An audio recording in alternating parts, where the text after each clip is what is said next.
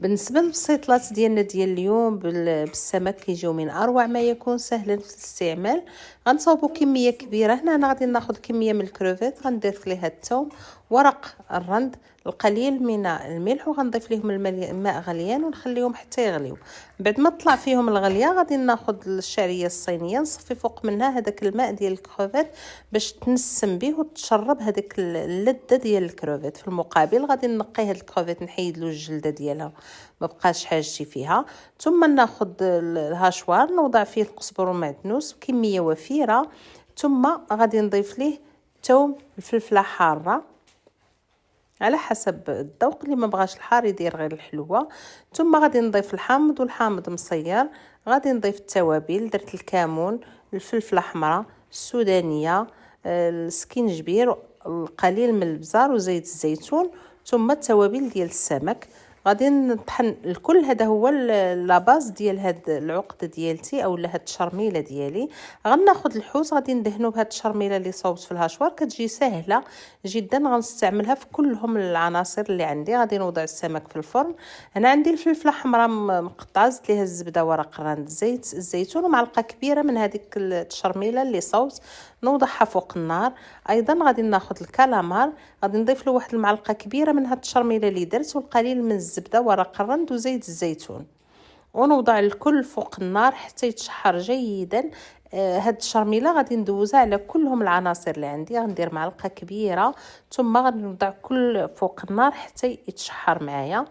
غادي ناخذ الفلفله خضراء، ايضا غادي نضيفها على الفلفله حمراء، وبدورها غادي نزيد عليها شويه ديال الشرميله، وغادي نشحرها مزيان.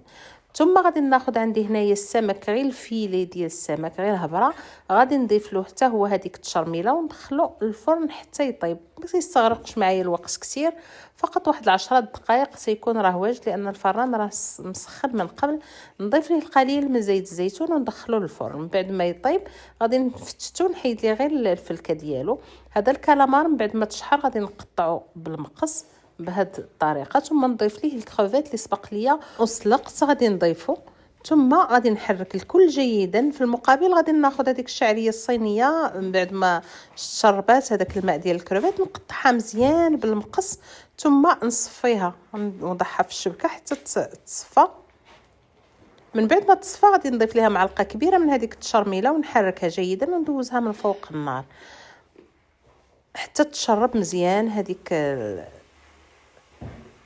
الشرميله. ثم نخرج الحوت ديالي باش نفتتو. غادي ناخذ واحد الاناء يكون كبير ونخلط فيه جميع العناصر. غندير الشعريه الصينيه، نضيف ليها الزيتون الاخضر مقطع اختياري، كيعطي واحد النكهه خاصه. اللي بغى حتى يطحنو يمكن له. نضيف هذوك الفلافل اللي سبق ليا وشحرت على محل. غادي نمزج كلهم العناصر اللي سبق ليا وحضرت. غادي نخلط الكل بهذه الطريقه. ثم غادي نضيف هنايا عندي الشامبينيون معلب، صفيته حتى هو، غادي نضيفه. نخلط الكل جيدا. غادي نضيف واحد المعلقه ديال الصوص صوجا ولا 2 معالق ديال لاصوص صوجا. الا لاحظتوا راني ما كثرتش الملح على هذا الاساس. غادي نضيف هذاك الحوت من بعد ما فتتو، هذيك الفلكه البيضاء من بعد ما فتتها ملي كطيب وكتشرمل، كنحيد ليها الجلده، ولا كان شي عظم كنحيدو، كنخلي غير فقط اللب كنضيفه. غادي نخلط كل هالعناصر مع بعضياتها. ثم غادي نضيف هذاك الكروفيت والكالامار بهذا الشكل. اللي بغيت نضيفه كامل، اللي بغيت نخلي شي شويه حتى نديرو في البسيطلات نخليها. انا هنايا خليت شويه. ثم غادي نضيف الفرماج محكوك، الفرماج الاحمر، خديته حكيته جيدا. غادي نمزج كل هالعناصر حتى تمزج مع بعضياتها جيدا.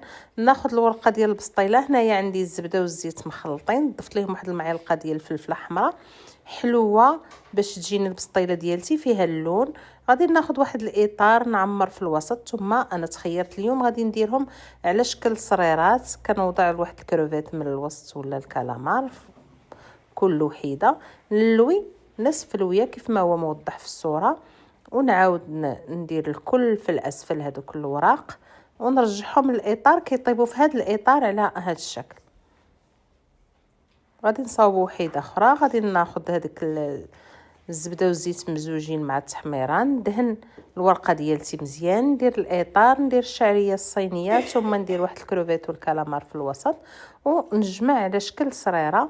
غادي نثني الجوانب كيف هو موضح في الصوره، نلوي وندير الورقه في الاسفل، نرجعها في الاطار بهذه الطريقه. غنمشي على سائر الكميه اللي عندي حتى نكملها بالكامل، ندخلهم الفران حتى يتحمروا. ما كياخذوش معايا وقت طويل، فقط تحمر غير الورقه ديال البسطيله. ونقدم البسيطلات ديالي بالصحه والراحه. انا هنايا درت كميه كبيره، كيجيو على هذا الشكل. زينتهم بالليمون الحامض، ولا يمكن لينا نزينوهم بالورد كيف ما غادي ندير دابا. هذا هو الشكل النهائي ديال البسيطلات ديالي، وشكرا. كنتمنى انه ينالوا الاستحسان ديالكم. شكرا.